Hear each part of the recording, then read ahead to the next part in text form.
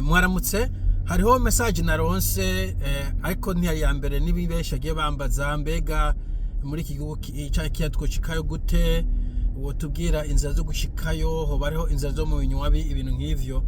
Nashaka mbere nk'ucishurira hamwe kugira ngo n'uwundi agifise aronke inyishu.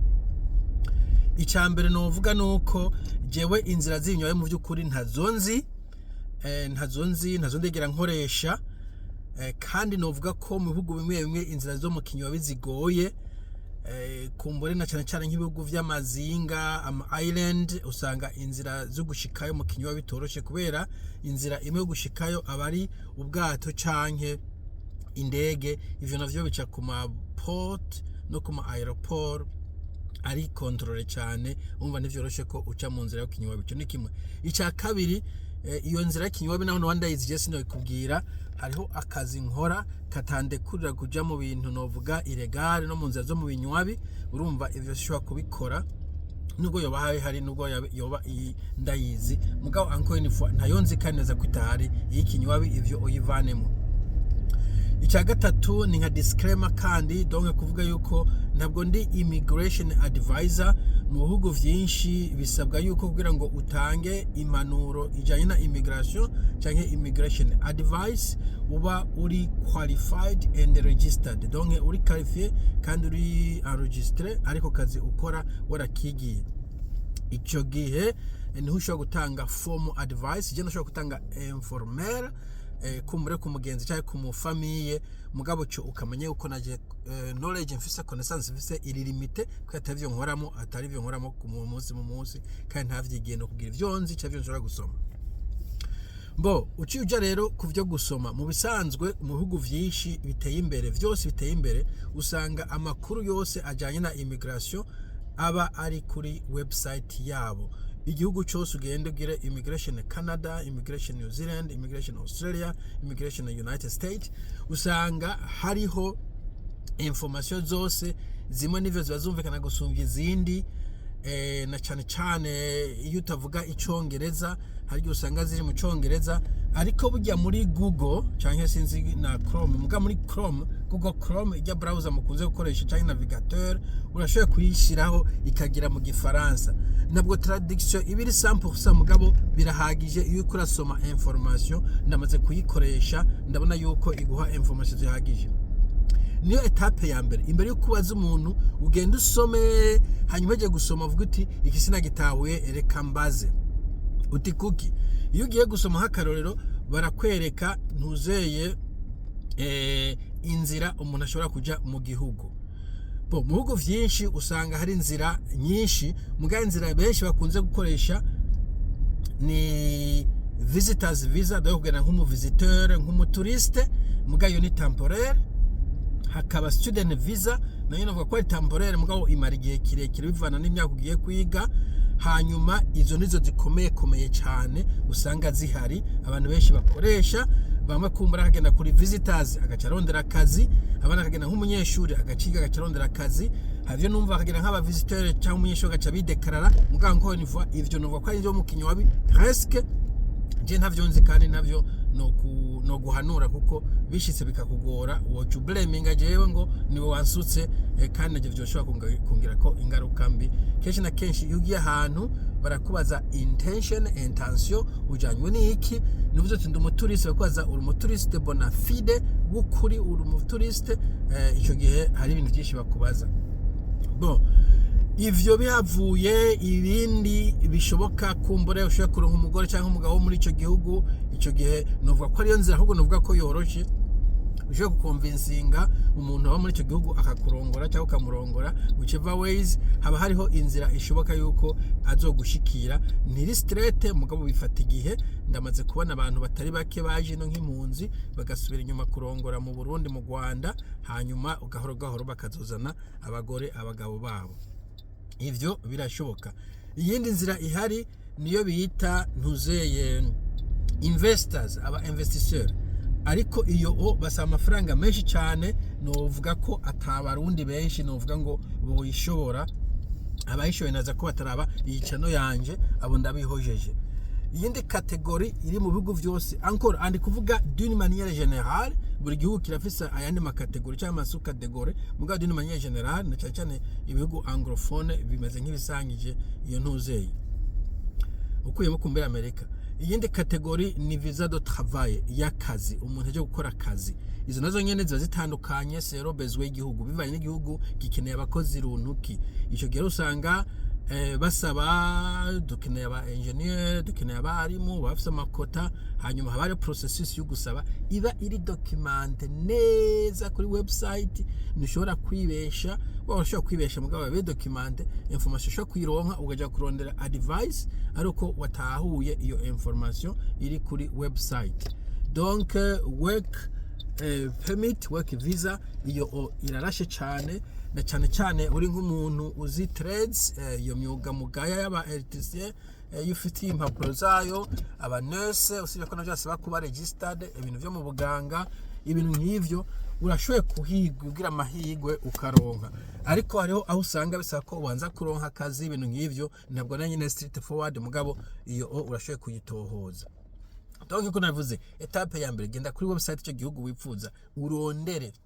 Je igihe nzino no kukazi baravuze ati we ufise ibazikiye kuko jewe baraheza kukazi saa bonagema ko nayo mu gihugu kirimo internet twaza saa 10 ku kazi ngaca nguma gushika nka saa 3 z'ijoro ndiko ndakora ivyo wanje kuri internet.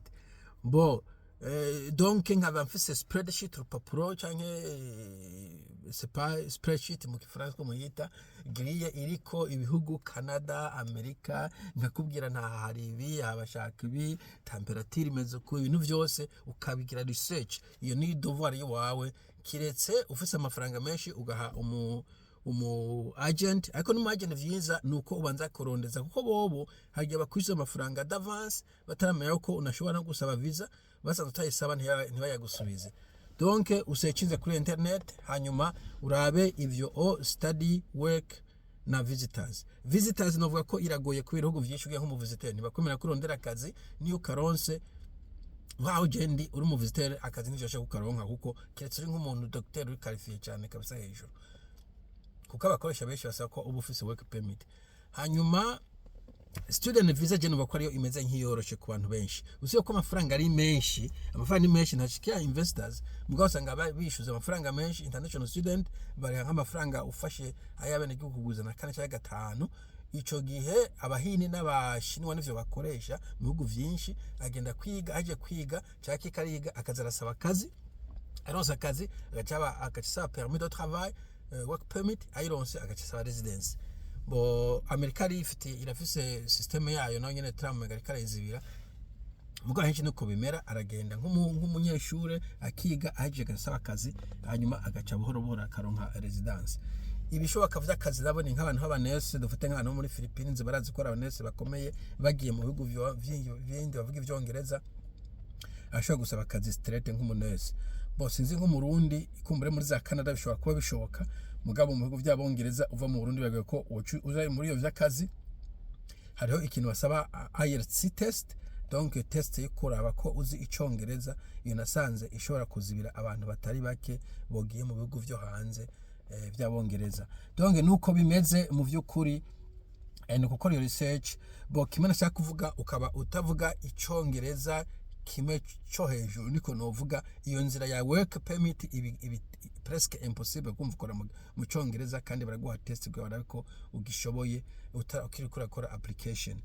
Bo study rawo nyene nibaza ko hari icyongereza basaba sero amashuri ugomba kwiga, umva nayo nyene barasaba ico cyongereza. Umva iyo ni impediment, iyo ni probleme imwe. Ikindi nagomba kuvuga n'igiki, donc icyongereza cyo novuga wo banza gushimbira uvuye mu Google bavuga icyongereza ukamenya ko cize neza ukaginto bita IELTS ubwa IELTS, donc ni International Language Testing System, nk'ivyo International English Language System. Ukaraba ko ushobora kuronka uwo mwerevo ya 5 kuduga hejuru. Bon je numva ivyo novuga ku bintu kuri ivyo. ibisigaye bo aba ufise umuntu w'impunzi mu bihugu bimwe bimwe bafise ikintu bita resettlement, ivyo nabyo sinzi ukuntu babigenza, donc reinstallation. Hari abantu mbona babatumye ko ngo bavuye mu makambi y'impunzi surtout, agatuma ko umuntu yavuze ngo bapfana ikintu, ivyo navyo nyine sindamenye neza uko bikora. Vyinshi umenga baba bafise organisation nka Burundian Association canke ichurch, hanyuma bakagusponsoriza ubugaragara bakakuzana. Ivyo navyo nzi ko navyo ndakoramwo, ariko kandi kenshi na kenshi bazana abantu bari mu makambi y'impunzi canke kumbura abantu bahoze mu sepa, kuko kenshi bisha muri OEM na za HCR.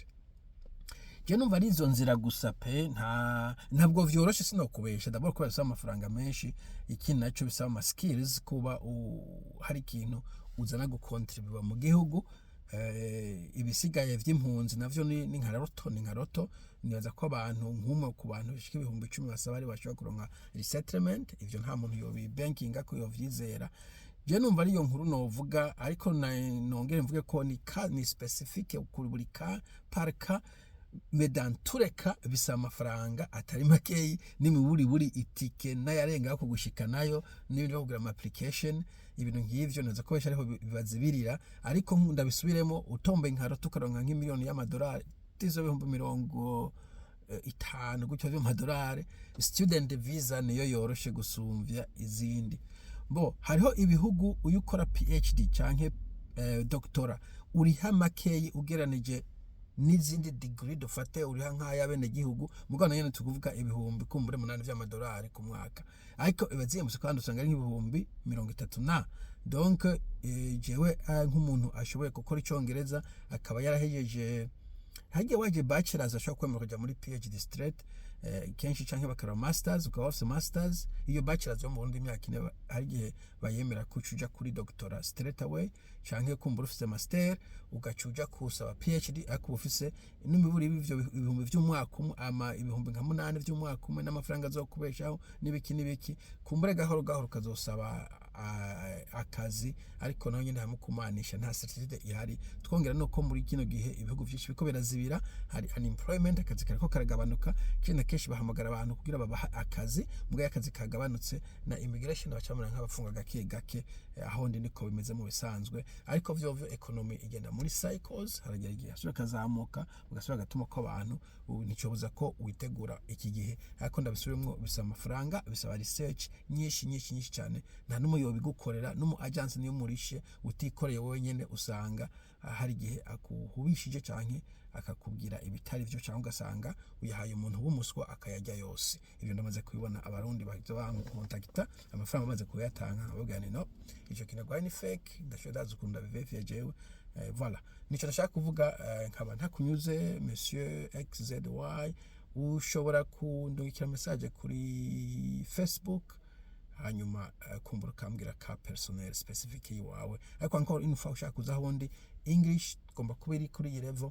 Hanyuma navuze student niyo mbona umenga iri easy, work iri hard, kwasa kuba waronsa akazi, umutararonka akazi kandi kuronka zuri hanze c'est presque impossible. Ibisigaye bisaba amafaranga menshi, investment n'ibifaranga vyinshi.